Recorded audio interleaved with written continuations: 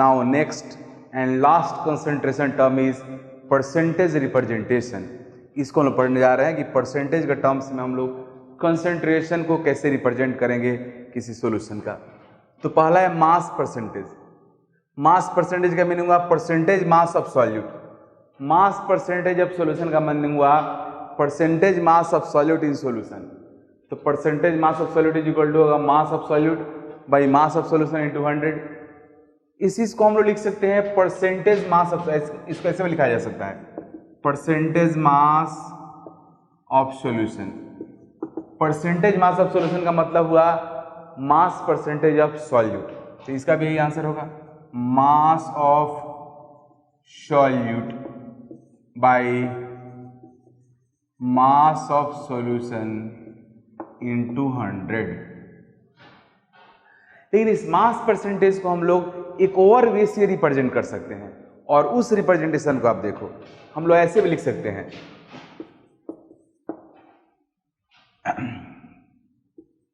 X% aqueous solution,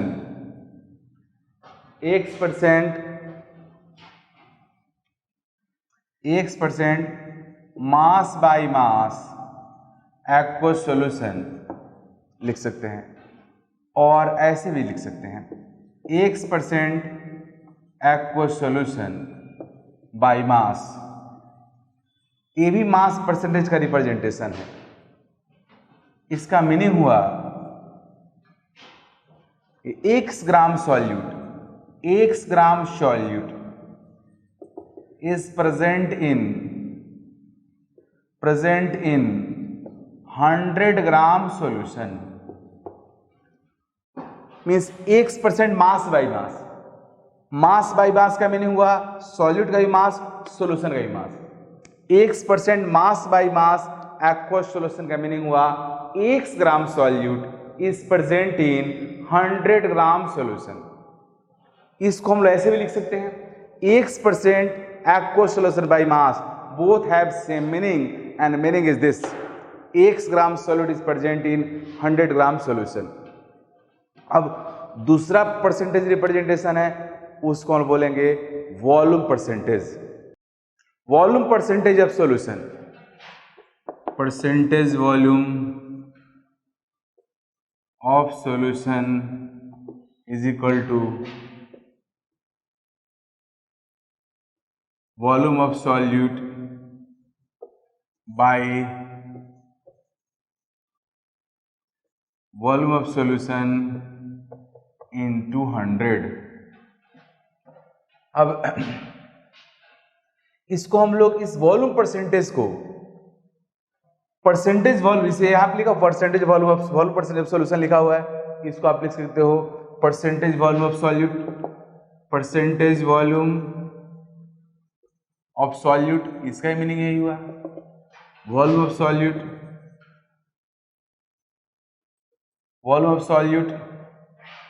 bye volume of solution into 100। तो आप इस तरह से वो परसेंटेज वॉल्यूम को भी रिप्रेजेंट कर सकते हो। लेकिन वॉल्यूम परसेंटेज को रिप्रेजेंट करने का और भी तरीका है, as follows: X% volume by volume aqueous solution, और X% aqueous solution by volume. ये दोनों का मीनिंग सेम है, both have same meaning, and meaning is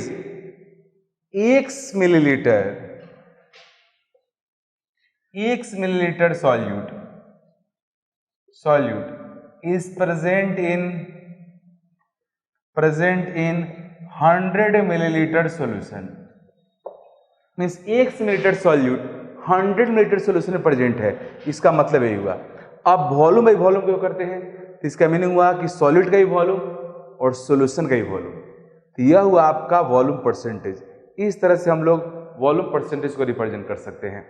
अब इसके बाद हम लोग पढ़ेंगे mass by volume percentage. Mass by volume percentage यह बहुत पॉपुलर नहीं है, बट फिर भी एक रिप्रेजेंटेशन है। Percentage mass by volume of solution, इसका मीनिंग हुआ मास ऊपर है वॉल्यूम नीचे है। इसका मीनिंग हुआ सॉल्यूट का मास लेंगे, सॉल्यूशन का वॉल्यूम लेंगे, ये होगा mass of solute by volume of solution in 200। अब इस चीज को हम ऐसे भी रिप्रेजेंट कर सकते हैं, X% मास बाय वॉल्यूम आपको सॉल्यूशन। इसका मतलब मास बाय वॉल्यूम का मीनिंग हुआ कि सॉल्यूट का मास लेना है, सॉल्यूशन का वॉल्यूम लेना है। तो हम लोग मास बाय वॉल्यूम परसेंटेज को ऐसे भी लिख सकते हैं, X% mass by volume aqua solution. इसका मीनिंग हुआ कि X gram solute is present in 100 millilitre solution, 100 millilitre solution. तो इस तरह से ये 3 रिप्रेजेंटेशन है परसेंटेज का, जिसमें हम लोग कि सॉल्यूशन के कंसंट्रेशन को, सॉल्यूशन में सॉल्यूट के कंसंट्रेशन को रिप्रेजेंट कर सकते हैं। अब मैं आपको इस पे क्वेश्चन देने जा रहा हूं। हालांकि सारे में आपके मास परसेंटेज सबसे ज़्यादा पॉपुलर है, तो उस मास परसेंटेज पे क्वेश्चन देने जा रहा हूं। क्वेश्चन डिस्कस करते हैं इस पे। 2 सॉल्यूशन है, solution first, solution second. Solution first है 40% aqua solution by mass, solution second है 30% एक्वा सॉल्यूशन बाय मास। इसका मीनिंग हुआ इस सॉल्यूशन का जितना मास होगा उसका 40% सॉल्यूट का मास होगा, इस सॉल्यूशन का जितना मास होगा उसका 30% सॉल्यूट का मास होगा। अब सॉल्यूशन 1 से 400 ग्राम, सॉल्यूशन सेकंड से 300 ग्राम लेकर के एक रिजल्टिंग सॉल्यूशन फॉर्म किया गया।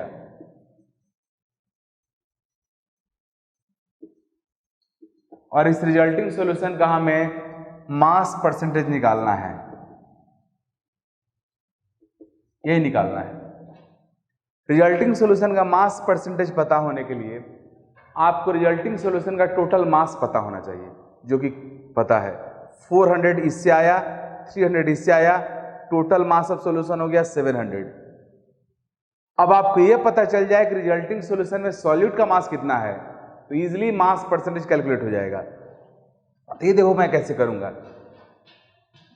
सॉल्यूशन फर्स्ट से आ रहा है 400 ग्राम, इसमें 40% सॉल्यूट का मास है, तो मास of solute from solution first कितना होगा, 400 इंटू 40/100 160 ग्राम हो गया।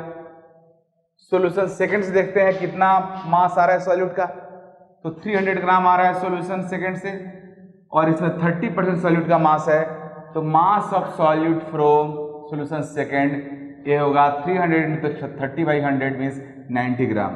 तो टोटल मास ऑफ सॉल्यूट कितना हो गया, 250 ग्राम। सॉल्यूट का मास पता हो गया, सॉल्यूशन का मास पता है, मास परसेंटेज निकल जाएगा। Percentage mass of solution is equal to mass of solute by mass of solution into 100, so 250/700 into 100 35.7% होगा आपके रिजल्टिंग सॉल्यूशन का मास परसेंटेज। इस तरह से आप क्वेश्चन कर सकते हो। ये एनसीईआरटी में 12th क्लास में भी क्वेश्चन है, ये 12th बोर्ड का भी हिट क्वेश्चन है, अल्टरनेट ईयर में आते रहता है। Relation among molarity, mass percentage and density of solution, इसमें रिलेशन डिराइव करने जा रहे हैं। देखो ये सॉल्यूशन है जिसके मोलारिटी को मैं कैपिटल M से रिप्रेजेंट किया हूं। X% aqua solution by mass given है, means mass percentage solution given है X है। D से मैं रिप्रेजेंट कर रहा हूं डेंसिटी को सॉल्यूशन का, जो ग्राम पर मिलीलीटर में है। Density equal to mass by volume. अगर आपको डेंसिटी पता है और मास निकालना है तो वॉल्यूम को डेंसिटी से मल्टीप्लाई करना होगा और आप निकाल सकते हो। एक और इम्पोर्टेंट पॉइंट यहाँ मैं लिखा हूँ, आप सबको ऐसे पता है पहले से कि 1 लीटर सॉल्यूशन में जो सॉल्यूट्स का मोल रहता है वही उस सॉल्यूशन का मोलारिटी कहलाता है। इसलिए number of moles of solute in 1 litre solution is equal to molarity means capital M। इस 1 लीटर सॉल्यूशन में, इस 1 लीटर सॉल्यूशन में सॉल्यूट का जो मोल होगा वो कैपिटल M होगा और वह इसका मोलारिटी है। अब हम लोग आगे बढ़ते हैं। हमारा स्ट्रेटजी क्या है निकालने का यह रिलेशन, कि सबसे पहले मैं डेंसिटी की हेल्प से 1 लीटर सॉल्यूशन का मास निकालूंगा और निकल गया 1000 डी है ग्राम। Mass of 1 litre means 1000 millilitre solution, तो V × D 1 लीटर को मिलीलीटर में कन्वर्ट कर लिया, 1000 मिलीलीटर, डेंसिटी है D ग्राम पर मिलीलीटर, मिलीलीटर मिलीलीटर कैंसिल हो गया, 1000 डी ग्राम मास आ गया 1 लीटर सॉल्यूशन का।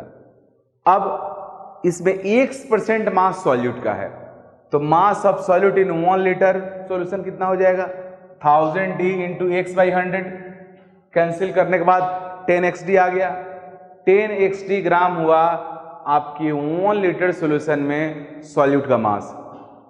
अब जब हमें सॉल्यूट का मास पता चल गया तो 1 लीटर सॉल्यूशन में सॉल्यूट का मोल निकालने जा रहे हैं हम लोग, या number of moles of solute in 1 litre solution. 1 litre solution में सॉल्यूट का मोल निकालना है। मोल निकालने का क्या तरीका है, मास में मोलिकुलर मास से डिवाइड करो, मास है 10xd, m सॉल्यूट से मैं सॉल्यूट के मोलिकुलर वेट को रिप्रेजेंट कर रहा हूं और इस m सॉल्यूट से डिवाइड करने के बाद हमें क्या मिल गया, number of mole of solute, means यह 10xd/m सॉल्यूट हो गया number of moles of solute present in 1 litre solution, and this is called molarity. 1 litre solution में जो सॉल्यूट्स का मोल होता है उसी को मोलारिटी बोलते हैं। So molarity is equal to 10xd/m solute. This is the relation, you must remember it. This is very important formula. Several times examination asked question with the help asked question which can be easily solved by this formula. इसलिए इस formula को आप memorise करके रखो, ये बहुत important formula है। Here all symbols have usual meaning. There is no otherwise.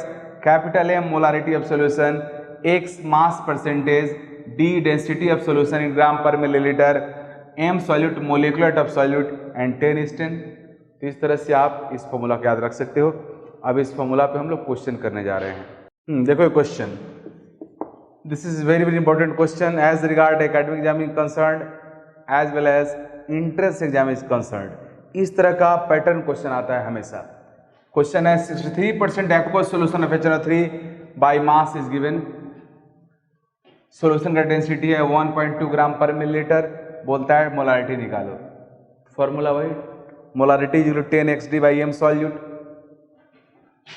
x कितना है जी 63, डेंसिटी कितना है 1.2, HNO3 का मोलिकुलर वेट कितना है 63, कितना आ जाएगा 12।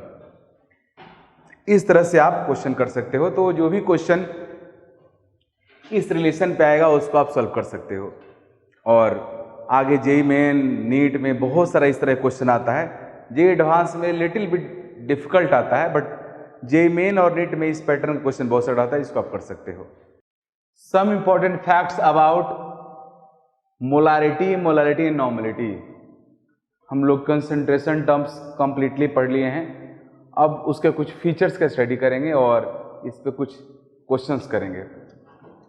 तो सब important facts about molarity and normality वो यह है, अगर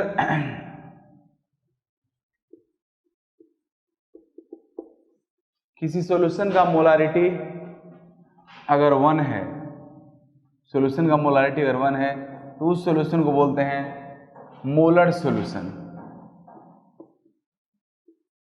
molar solution. If molarity of solution is half, then solution is called semi-molar solution. Semi-molar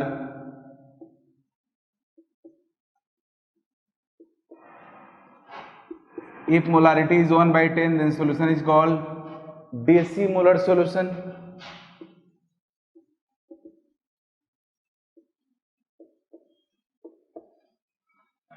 If molarity of solution is 100 then solution is called centimolar solution. Centimolar solution means solution का अगर molarity 1 है तो molar solution, if molarity of solution is half then solution is called semi-molar solution, if molarity is 1/10 solution is called decimolar solution, if molarity is 1/100 solution is called centimolar solution. Similarly, जिस तरह से molarity के value के basis पे solution का एक common name है, उसी तरह से मोलालिटी के बेसिस पे भी है सेम.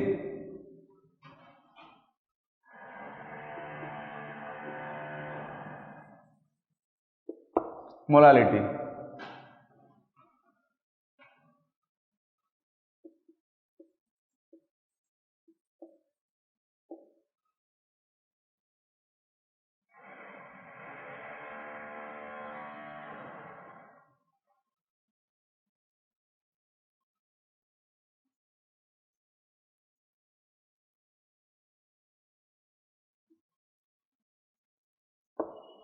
सिमिलरली अगर मोलालिटी 1 है तो मोलर सॉल्यूशन, मोलालिटी हाफ है तो सेमी मोलर सॉल्यूशन, मोलालिटी 1/10 है डेसी मोलर सॉल्यूशन, मोलालिटी 1/100 है तो सेंटी मोलर सॉल्यूशन. जिस तरह से मोलालिटी और मोलालिटी होता है उसी तरह से नॉर्मलिटी भी होता है. अगर यहां मैं नॉर्मलिटी कर दूं,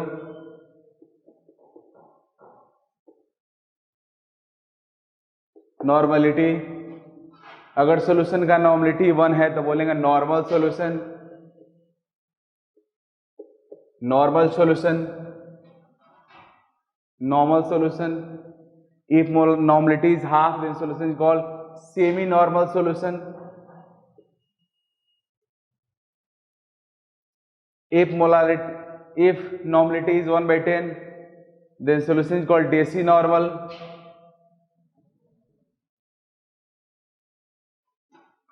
If normality is 1/100 then solution is called centi normal. तो इन दिस वे आप on the basis of normality, molality and molality उसका एक कॉमन नेम होता है. अगर 1 है तो नॉर्मल, हाफ तो semi normal solution, normality 1/10 the deci normal, normality 1/100 तो सेंटी नॉर्मल सॉल्यूशन. इस तरह से हम लोग सॉल्यूशन को कैटेगराइज करते हैं on the basis of their normality, molality and molality. अब मैं आपको इसके बाद कुछ और फैक्ट्स बताने जा रहा हूं.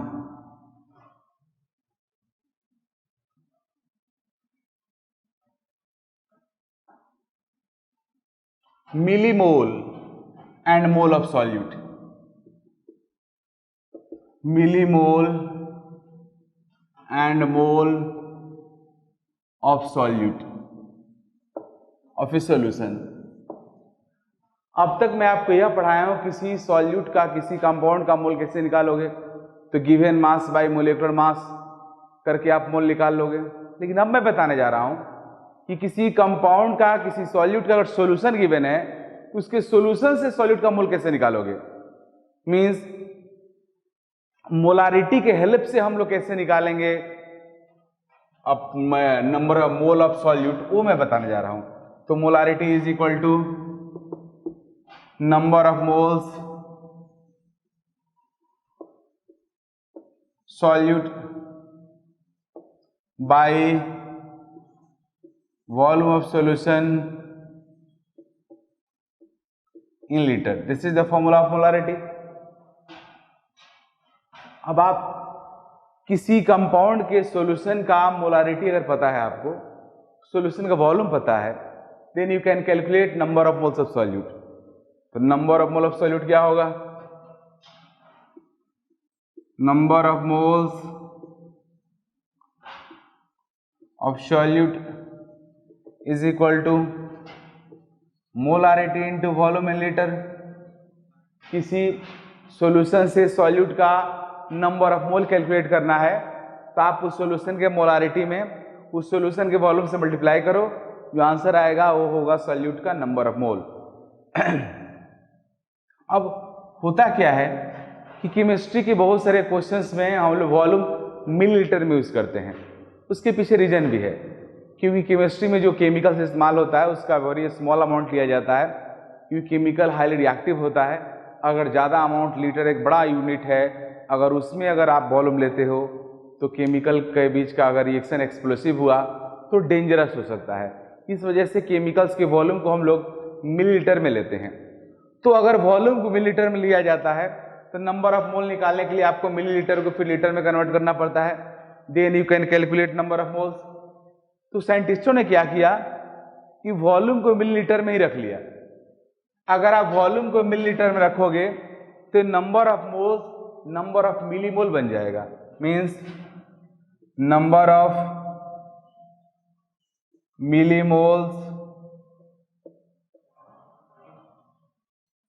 millimoles of solute is equal to molarity of solution into volume in milliliter। इस नंबर ऑफ मिलीमोल्स को शॉर्ट फॉर्म में ऐसे लिख सकते हो, m mole of solute is equal to molarity into volume in millilitre. So इस तरह से आप से अगर कहा जाए कि आप सॉल्यूट का मिलीमोल निकालो तो सॉल्यूशन की मोलारिटी में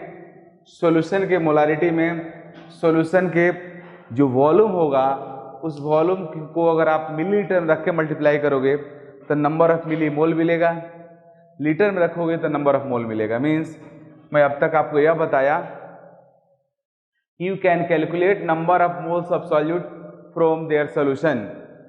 मोलारिटी इनटू वॉल्यूम से सॉल्यूशन का सॉल्यूट का मोल निकलेगा। अगर आप वॉल्यूम को लीटर में रखते हो तो नंबर ऑफ मोल मिलेगा, लेकिन वॉल्यूम को अगर मिलीलीटर में रखते हो तो नंबर ऑफ मिलीमोल मिलेगा। नंबर ऑफ मिलीमोल को m मोल हम लोग बोलते हैं और इसको लिखेंगे m मोल ऑफ सॉल्यूट। अब इस पे क्वेश्चन में दे रहा हूं, इसको आप करो। क्वेश्चन है molarity of solution is 0.1, volume of solution is 20 millilitre. You have to find number of moles and millimoles of solute. Formula मैं आपको बताया हूं, number of moles of solute is equal to what, molarity into volume in litre.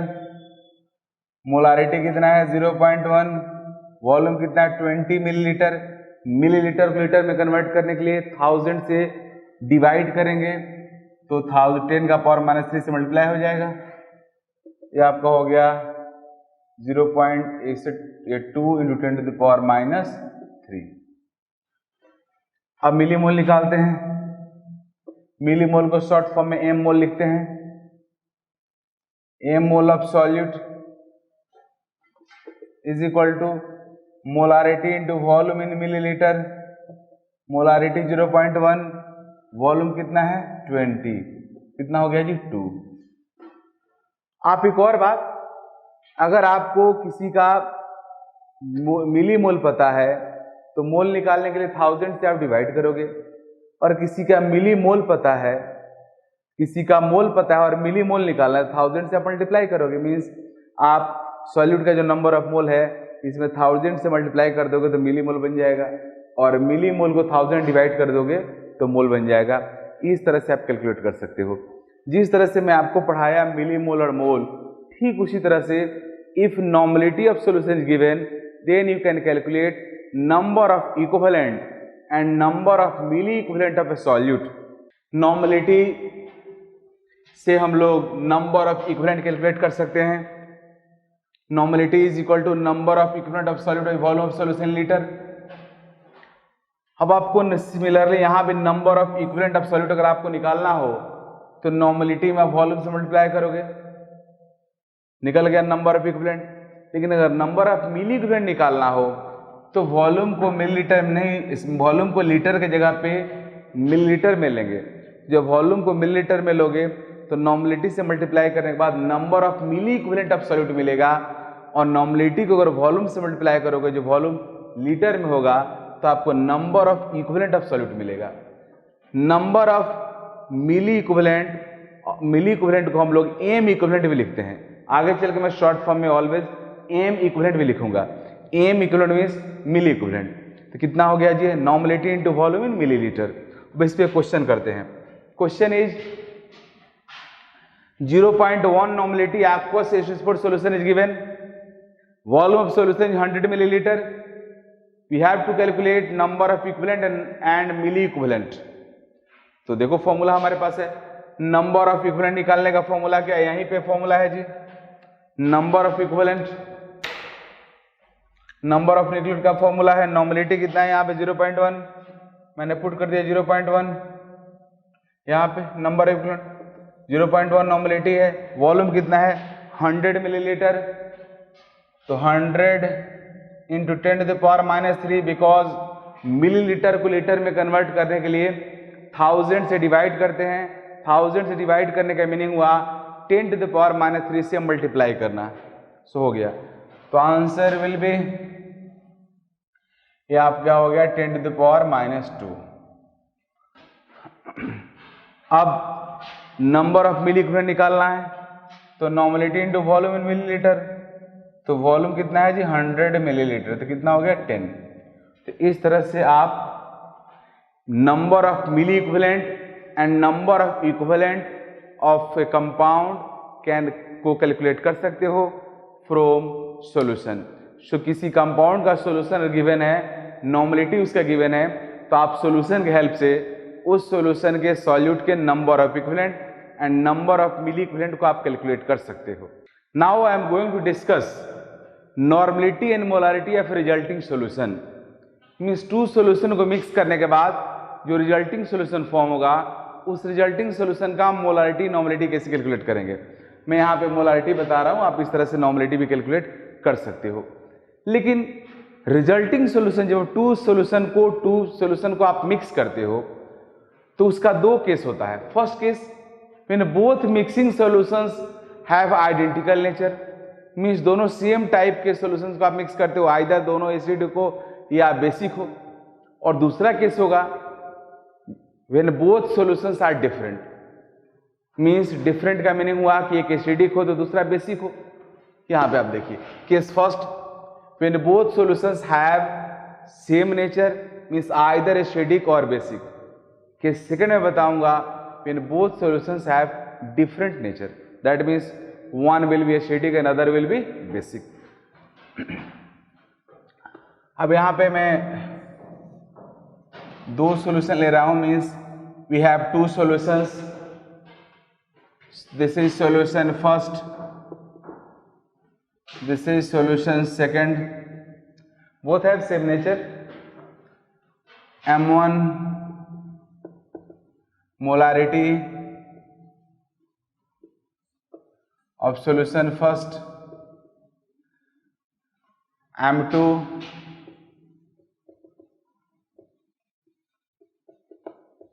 molarity of solution second। अब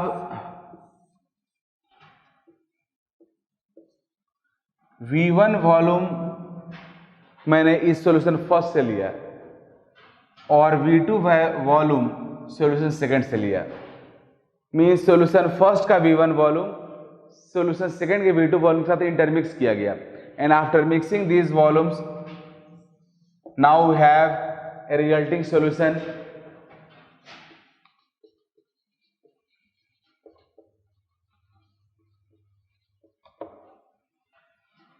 volume of resulting solution is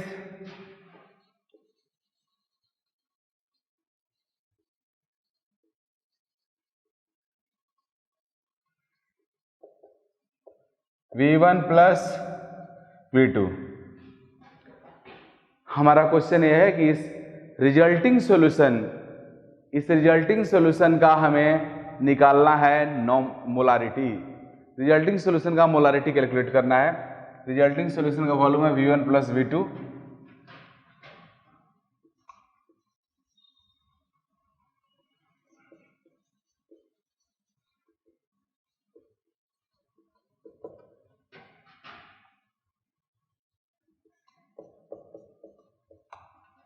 इस resulting solution का molarity हमें calculate करना है, तो कैसे करेंगे। तो मोलारिटी कैलकुलेट करने के लिए हमें क्या चाहिए, we all know molarity needs, molarity के लिए क्या चाहिए, number of moles of solute,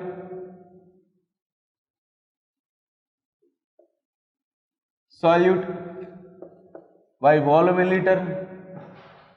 resulting solution का टोटल वॉल्यूम पता है V1 प्लस V2 है, अब हमें यह पता हो जाए कि resulting solution has how much solutes, then you can easily calculate molarity of solution. हमें यह पता करना है कि इसके पास कितना सॉल्यूट का मोल है, ये अगर पता हो जाएगा निकल जाएगा। तो देखो जी, सॉल्यूशन 1 का फर्स्ट का मोलारिटी m1 है, इसका वॉल्यूम v1 है। अब हम लोग यह पता करेंगे कि इस सॉल्यूशन से कितना सॉल्यूट्स का मोल आया। सॉल्यूशन सेकंड का मोलारिटी m2 है, इसका v2 वॉल्यूम लिया, इससे हम पता करेंगे इसका कितना मोल सॉल्यूट आया। तो यहां मैं लिखने जा रहा हूं number of mole, means n1 से मैं रिप्रेजेंट कर रहा हूं number of moles of solute from solution 1, n1।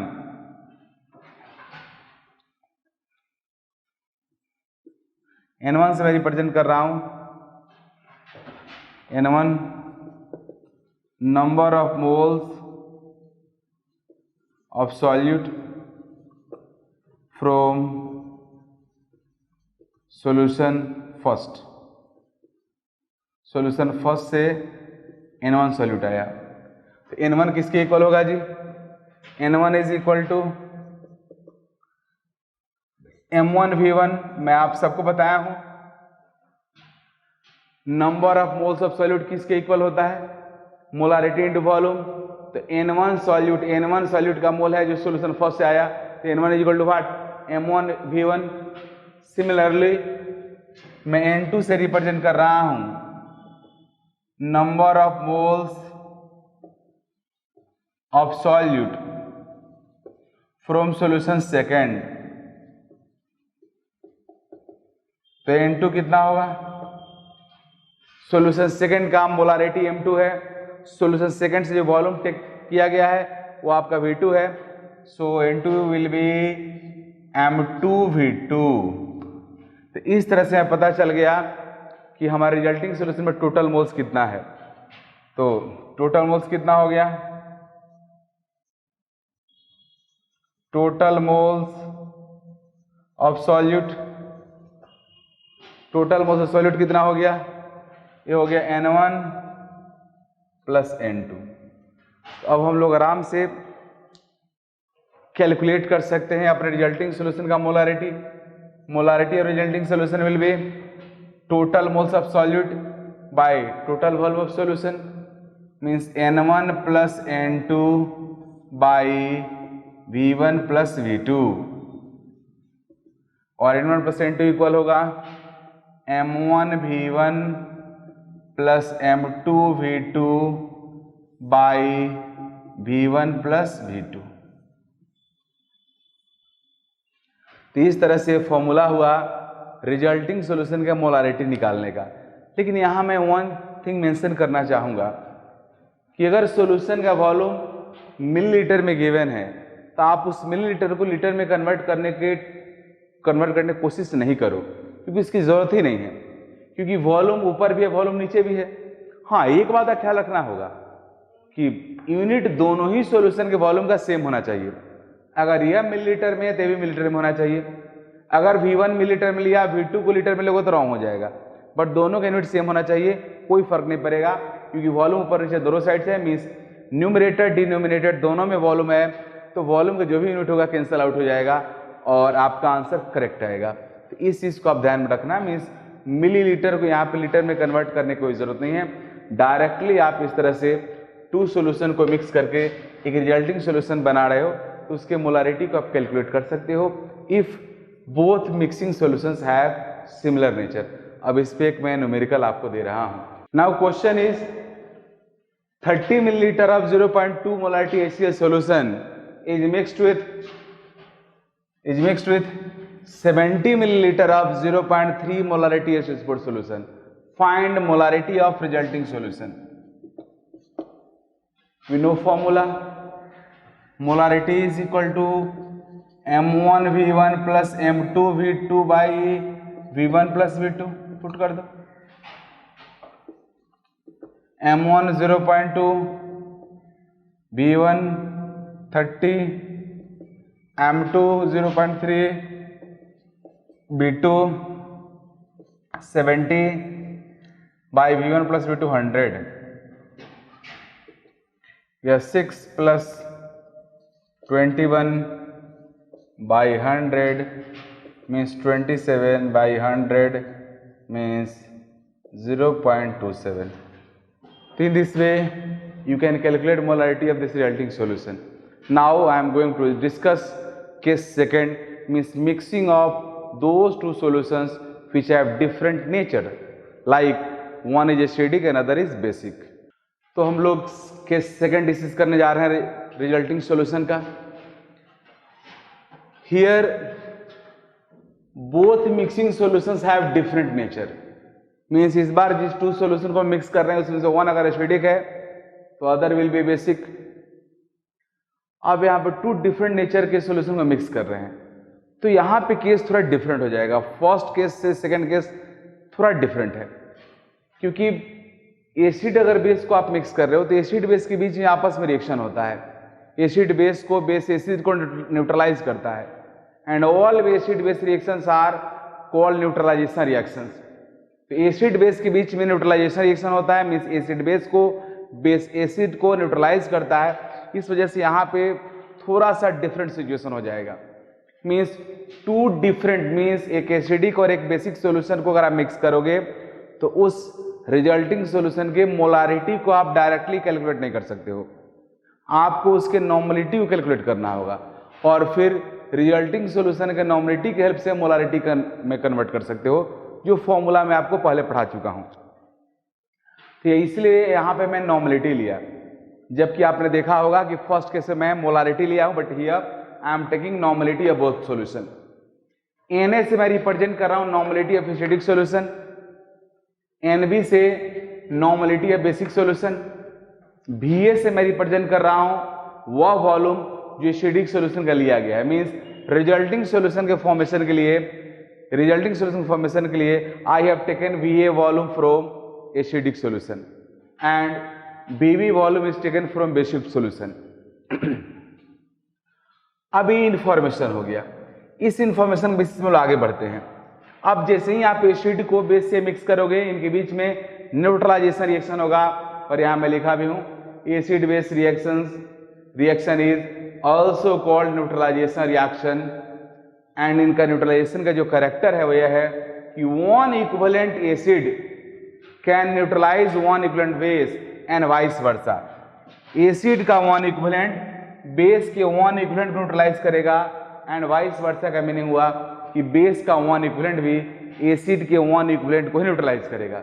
ये हमें फैक्ट पता चल गया. अब मुझे पता करना है इस रिजल्टिंग सॉल्यूशन का नॉर्मलिटी और साथ में इसका भी बताना नेचर भी. केस वन में बोथ मिक्सिंग सॉल्यूशंस का नेचर सेम था, इस वजह से नेचर डिसाइड करने की जरूरत नहीं था. But here both mixing solutions have different nature, so we have to say about nature of resulting solution too. Normality के साथ साथ इसका नेचर ही बताना होगा. तो सबसे पहला काम मेरा यह है कि मैं पहले यह पता करूं कि एसिड का नंबर ऑफ इक्विवेलेंट मैंने कितना लिया है और बेस का नंबर ऑफ इक्विवेलेंट कितना लिया है. तो देखो जी तो number of equivalent of acid कितना हुआ, Na मैं आप सबको बताया हूं नंबर ऑफ इक्विवेलेंट निकालने का फॉर्मूला होता है normality into volume normality into volume. Normality को वॉल्यूम से मल्टीप्लाई करोगे नंबर ऑफ इक्विवेलेंट मिलेगा. एक और चीज यहाँ क्लियर कर दो. देखो जी मैं आप सबको पढ़ाया हूँ कि अगर वॉल्यूम को आप लीटर में लोगे तो नंबर ऑफ इक्विवेलेंट होगा, वॉल्यूम को अगर मिलीलीटर में लोगे तो मिली इक्विवेलेंट होगा. उससे कोई फर्क नहीं पड़ता है. अगर आप नंबर ऑफ इक्विवेलेंट एसिड का ले रहे हो तो बेस का नंबर ऑफ इक्विवेलेंट लेना, अगर इसका मिली ले रहे हो तो इसका मिली लेना, इसलिए उसका टेंशन नहीं लो. हाँ नॉर्मलिटी को, लेकिन ये टेक्निकल है पॉइंट. अगर मिलीलीटर से मल्टीप्लाई करोगे नॉर्मलिटी को तो आपको मिली इक्विवेलेंट ही मिलेगा, और अगर आप लीटर से मल्टीप्लाई करोगे वॉल्यूम को तो आपको नंबर ऑफ इक्विवेलेंट ही मिलेगा. Similarly number of equivalent of base is NbVb. Base का नंबर ऑफ इक्विवेलेंट NbVb हुआ, एसिड का नंबर ऑफ इक्विवेलेंट NaVa हुआ. अब सबकेस फर्स्ट, इसमें मुझे सबकेस कंसीडर करना पड़ेगा क्योंकि टू डिफरेंट नेचर के सॉल्यूशन को मिक्स कर रहा हूं. पहला सबकेस यह होगा कि अगर एसिड का नंबर ऑफ इक्विवेलेंट बेस से ज्यादा हो तो क्या हो. जैसे मान लो एसिड का आपने 3 इक्विवेलेंट है और बेस का 2 इक्विवेलेंट है, तो बेस का 2 इक्विवेलेंट एसिड के 2 इक्विवेलेंट को न्यूट्रलाइज कर देगा, but resulting solution has 1 equivalent acid, तो रिजल्टिंग सॉल्यूशन का नेचर कैसा होगा? एसिडिक होगा। तो अगर रिजल्टिंग सॉल्यूशन में एसिड का नंबर ऑफ इक्विवेलेंट अगर बेस से ज्यादा होगा तो रिजल्टिंग सॉल्यूशन एसिडिक होगा।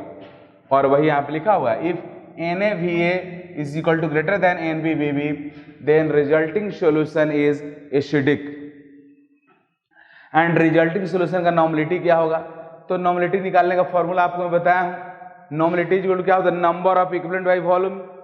तो देख लो, NaVa माइनस NbBb करेंगे। क्यों करेंगे ऐसा जी? तो सुनो एग्जाम्पल के तौर पे, जैसे आपके एसिड का नंबर ऑफ इक्विवेलेंट 3 है और बेस का नंबर ऑफ इक्विवेलेंट 2 है। इसका मीनिंग हुआ 2 इक्विवेलेंट बेस 2 इक्विवेलेंट एसिड को खत्म कर दिया, तो एसिड का नंबर ऑफ इक्विवेलेंट कितना बचा? 1 बचा। तो वही NaVa मीन्स एसिड का नंबर ऑफ इक्विवेलेंट में से बेस के नंबर ऑफ इक्विवेलेंट को माइनस कर रहा हूं, जो आएगा वो एसिड का नंबर ऑफ इक्विवेलेंट बचा रहेगा रिजल्टिंग सॉल्यूशन में, और उसके अकॉर्डिंग नॉर्मलिटी हो जाएगा। सबके second, if NbBb is greater than NaVa, अगर बेस का number of equivalent resulting solution में एसिड से अगर ज्यादा है तो definitely resulting solution will have basic nature. मिसाल के तौर पे मान लो एसिड का नंबर ऑफ इक्विवेलेंट है 4 और बेस का नंबर ऑफ इक्विवेलेंट है 5, दोनों का आपने मिक्स किया, तो एसिड का 4 इक्विवेलेंट बेस के 4 इक्विवेलेंट को खत्म कर देगा, बट बेस का 1 इक्विवेलेंट स्टिल बचा रहेगा और उसकी वजह से रिजल्टिंग सॉल्यूशन बेसिक हो जाएगा, और उसी नंबर ऑफ इक्विवेलेंट की वजह से सॉल्यूशन का नॉर्मलिटी भी होगा। तो यहाँ वही काम करेंगे, सॉल्यूशन का नेचर हो गया basic, normality equal to NbBb minus NaVa by Va plus Vb। अब केस थर्ड, सबके थर्ड में if NaVa is equal to NbBb means resulting solution में जितना नंबर ऑफ इक्विवेलेंट एसिड का है उतना ही नंबर ऑफ इक्विवेलेंट अगर बेस का हो, तो एसिड बेस एक दूसरे को कंप्लीटली न्यूट्रलाइज कर देगा और रिजल्टिंग सॉल्यूशन के पास न एसिड रहेगा न बेस रहेगा, मीन्स रिजल्टिंग सॉल्यूशन क्या बन जाएगा? न्यूट्रल हो जाएगा। उस केस में नॉर्मलिटी क्या हो जाएगा? 0 हो जाएगा। तो इस तरह से आप 2 डिफरेंट नेचर वाले सॉल्यूशन को मिक्स करने से जो रिजल्टिंग सॉल्यूशन फॉर्म होगा उसका आप निकाल सकते हो क्या? नॉर्मलिटी। लेकिन अगर आपसे कोई कहे कि कोई जनरल फॉर्मूला दो, तो जनरल फॉर्मूला मैं इस तरह से लिख दूंगा, NaVa minus NbBb by Va plus Vb का मॉड का मीनिंग आप समझते हो? मैग्नीट्यूड देगा। मान लो अगर NaVa NbBb से ग्रेटर है तब तो पॉजिटिव ही आंसर आएगा, लेकिन अगर NaVa NbBb से कम है तो निगेटिव आएगा, लेकिन मॉड लगा हुआ है तो निगेटिव में क्या हो जाएगा? पॉजिटिव हो जाएगा। तो इस तरह से जनरल फॉर्मूला आप वैसे लिख सकते हो नॉर्मलिटी का। लेकिन आप ध्यान रखना, जब भी 2 डिफरेंट नेचर के सॉल्यूशन को आप मिक्स करोगे, you never calculate directly molarity, you have to first calculate normality and then you can get molarity. क्योंकि दुनिया आगे चल मैं पढ़ाऊंगा, दुनिया का सबसे इंपॉर्टेंट केमिकल कॉम्बिनेशन का जो लॉ है उसका नाम है लॉ ऑफ केमिकल इक्विवेलेंस। तो इक्विवेलेंट वाला जो फैक्ट है, इक्विवेलेंट वाला जो रिलेशनशिप है वो ज़्यादा जनरल है और वही यूनिवर्सल है। इस वजह से 2 डिफरेंट नेचर वाले सॉल्यूशन को जब भी मिक्स करेंगे हम लोग, तो पहले उसका नॉर्मलिटी निकलेगा, फिर नॉर्मलिटी से मोलारिटी हम लोग कैलकुलेट कर सकते हैं। Now I am going to discuss one question on mixing of 2 different solutions. 30 milliliter of 0.1 molarity HCl solution, 30 milliliter of 0.1 molarity HCl solution is mixed with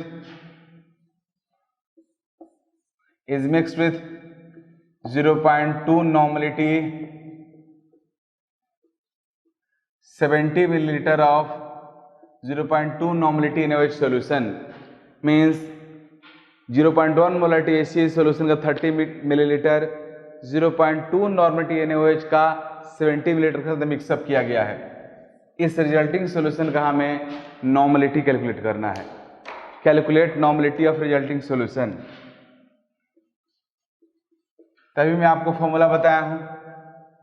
सबसे पहले आप, लेकिन यहाँ पे मोलारिटी दिया हुआ है तो इस मोलारिटी को पहले नॉर्मलिटी में कन्वर्ट करना होगा।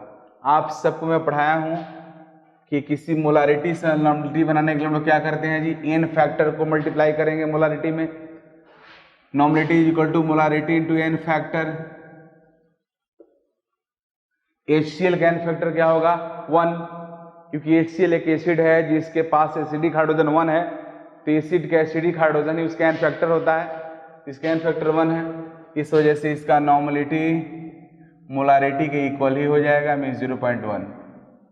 तो क्लियर हो गया, इस HCl सोल्यूशन का नॉर्मलिटी कितना आ गया 0.1 नॉर्मल HCl सोल्यूशन हो गया। अब हम लोग सबसे पहले निकालेंगे एसिड का नंबर ऑफ इक्विवेलेंट और बेस का, देखेंगे किसका ज्यादा है। Number of equivalent of acid तो कितना हो गया NaVa, Na है 0.1, Va कितना है 30, मीन्स 3 हो गया। अब बेस का निकालेंगे तो number of equivalent of base 0.2 into 70, तो 7 दूनी 14, 14 हो गया। ये तो नेचुरल है, बेस का नंबर इक्विवेलेंट एसिड से ज्यादा है तो रिजल्टिंग सॉल्यूशन क्या होगा, बेसिक होगा। Here NbVb greater than NaVa, so solution is basic and normality is equal to होगा NbVb minus NaVa by Va plus Vb। तो NbVb है 14, NaVa है 3 और ये है 100, तो 11/100 में 0.11। इस तरह से आप कैलकुलेट कर सकते हो। एक पॉइंट मैं आपसे डिस्कस करना चाहूंगा, देखो जी, जैसे मोलारिटी निकालने का फॉर्मूला क्या रहता है, number of mole by volume in litre. तो वॉल्यूम अगर लीटर में यूज करोगे तो ये नंबर ऑफ मोल होना चाहिए, मोलारिटी निकल गया। लेकिन बहुत सारे क्वेश्चंस में ऐसा रहता है कि वॉल्यूम मिलीलीटर में गिवन रहता है और आपको उससे मोलारिटी निकालना रहता है और भी कई सारे कुछ मतलब फैक्ट्स निकालना रहता है। तो आप क्या करो, अगर वॉल्यूम आपको लीटर में दिया हुआ है तब तो नंबर ऑफ मोल में वॉल्यूम से डिवाइड करो, मोलारिटी मिल जाएगा। लेकिन अगर आपको वॉल्यूम आपके पास मिलीलीटर में है तो आप मोल की जगह पे मिली मोल यूज करोगे तो फिर मिल जाएगा मोलारिटी। मीन्स मोलारिटी का दूसरा फॉर्मूला यह होगा number of millimole by volume in millilitre, एक ही हुआ। उसी तरह से अगर आप नॉर्मलिटी कहीं कैलकुलेट कर रहे हो तो number of equivalent bye volume in litre होगा। लेकिन अगर आप वॉल्यूम को मिलीलीटर में यूज करोगे तो नंबर ऑफ इक्विवेलेंट को ऊपर रख लोगे मिली इक्विवेलेंट में। तो इस तरह से भी आप निकाल सकते हो मोलारिटी एंड नॉर्मलिटी। और इस पे क्वेश्चन हुआ, one question on neutralisation reaction. 6.3 gram dihydrated oxalic acid is present in 250 milliliter solution. 10 milliliter of this solution can neutralize how much volume of 0.1 normality NaOH solution? Means 6.3 gram dihydrated oxalic acid 250 millilitre solution और water में present है। इस solution का 10 millilitre आपके 0.1 normality के NaOH solution का कितना volume neutralise करेगा, दिस इज द क्वेश्चन। तो इसको बनाएंगे कैसे? तो सबसे पहले तो हमारा जो सॉल्यूशन है इसका नॉर्मलिटी निकालेंगे। वॉल्यूम दिया हुआ है, उसके हेल्प से हम लोग नंबर ऑफ इक्विवेलेंट निकाल लेंगे और फिर एसिड के नंबर ऑफ इक्विवेलेंट को बेस के नंबर ऑफ इक्विवेलेंट के इक्वल कर देंगे, वॉल्यूम निकल जाएगा। तो पहला हमारा जॉब है, first job is calculation of normality of this dihydrated oxalic acid solution. मैं आप सबको डाइहाइड्रेटेड ऑक्सैलिक एसिड पहले ही बताया हूं। दिस इज ऑक्सैलिक एसिड,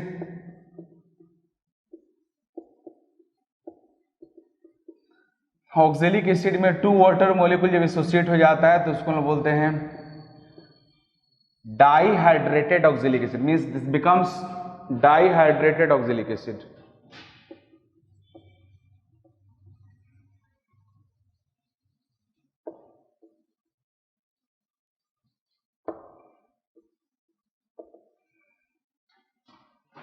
पहले इसका नॉर्मलिटी निकालते हैं इस सॉल्यूशन का, लेकिन उससे पहले इसका मोलिकुलर देख लें। पहले ही मैं बताया हूं कि पूरा का पूरा डाइहाइड्रेटेड ऑक्जेलिक एसिड है। ऑक्जेलिक एसिड का मोलिकुलर मास 90 ग्राम होगा। वाटर का 18 ग्राम, 2 वाटर द 2 × 18 टोटल हो जाएगा 126 ग्राम। नॉर्मलिटी निकालने में इसका हमें इक्विवेलेंट वेट का भी जरूरत पड़ेगा, वो भी यहीं पे निकाल लेते हैं। Equivalent weight of dihydrated oxalic acid ये मोलिकुलर डिवाइड 2 होगा, क्योंकि मैं आपको बताया हूं ऑक्जेलिक एसिड के पास आप देख भी रहे हो 2 ही एसिडिक हाइड्रोजन है। वाटर के हाइड्रोजन को एसिडिक हाइड्रोजन के तौर पे काउंट हम लोग नहीं करते हैं, तो आपका हो जाएगा 126/2 63 ग्राम हो गया।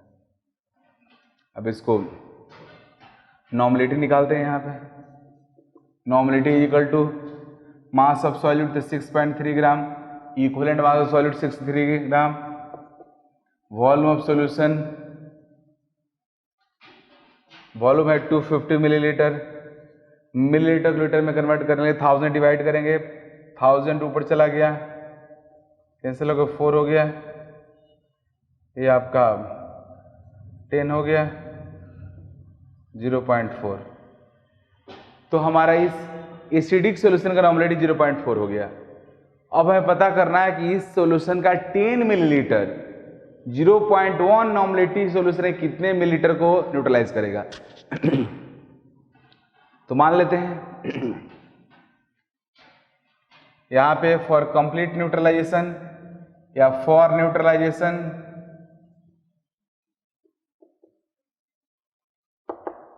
Number of equivalent of an acid is equal to number of equivalent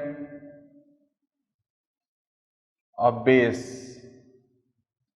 acid का नंबर इक्विवेलेंट हुआ NaVA, बेस का NbVb। Na गिवन है 0.4, Va है 10, Nb है 0.1, Vb निकालना है, तो Vb इक्वल कितना हो जाएगा 40 मिलीलीटर। चूंकि यह वॉल्यूम मिलीलीटर में है इसलिए Vb भी मिलीलीटर में आएगा 40 मिलीलीटर। इस तरह से आप कैलकुलेट कर लिए। यह क्वेश्चन वेरी इंपॉर्टेंट है, यह जेईई मेन में भी आया है इस पैटर्न का क्वेश्चन, लेकिन उससे पहले जेईई एडवांस में भी आ चुका है यह।